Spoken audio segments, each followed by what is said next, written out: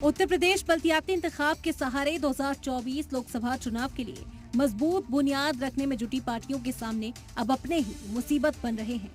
सभी पार्टियों ने बल्दियाती इंतखाब की शतरंज की बिसात सही बिछा रखी थी, चाल भी सही चल रहे थे, लेकिन टिकट की तकसीम की एक गलत चाल ने बागियों को बगावत और अपनों को अदावत करने पर मजबूर कर दिया। इसकी वजह से चुनावी शतरंज की बिसात गड़बड़ा गई है। हर पार्टी में बागी पैदा होकर वोट बैंक में सेंध लगाने की कोशिश कर रहे हैं। पार्टी इसे संभालने की कोशिश भी कर रही है। हालांकि दूसरी पार्टियों से आने वाले बागियों का दिल खोलकर इस्तकबाल किया जा रहा है। हम पार्टी की तरफ से आपका स्वागत करते हैं और हम सब जिस ढंग से माननीय प्रधानमंत्री नरेंद्र मोदी जी की नीतियों को देख रहे हैं कि दिन प्रतिदिन लोगों का रुझान भारतीय जनता पार्टी के प्रति बढ़ रहा है।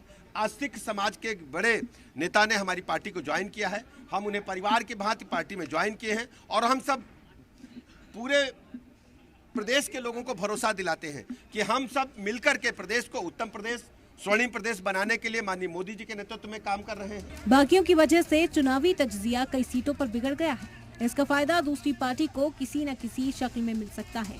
बीजेपी ने कई जनरल सीट पर ओबीसी और एससी उम्मीदवारों को टिकट देकर भी दावेदारी को काफी मायूस किया। इस पर भी अंदर मुखालफत चल रही है।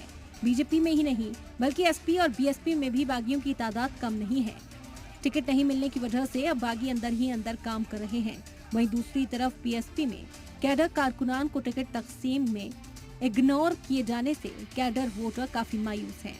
समाजवादी पार्टी पूरी तैयारी के साथ नगर निकाय चुनाव में समाजवादी पार्टी की विचारधारा 12-17 में जितना भी शहरों को, चाहे लखनऊ हो, प्रयागराज हो, वाराणसी हो, मेरठ हो, अलीगढ़ हो, इसको जो दोबारा से बिल्ड करने का काम माननीय अखिलेश यादव जी ने किया था।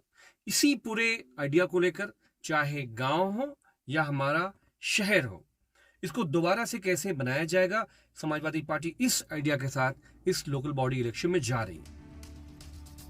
पार्टी कारकुनान की मायूसी और बागियों के तेवर बड़ा नुकसान पहुंचा सकते हैं। लिहाजा सभी पार्टियों ने बागियों को मनाने की हिकमत अमली पर काम करना शुरू कर दिया है। पार्टी की ये हिकमत अमली कितनी कारगर साबित होगी, ये तो बल्दियाती इंतखाब के नतीजे ही बताएंगे। ब्यूरो रिपोर्ट, जी मीडिया।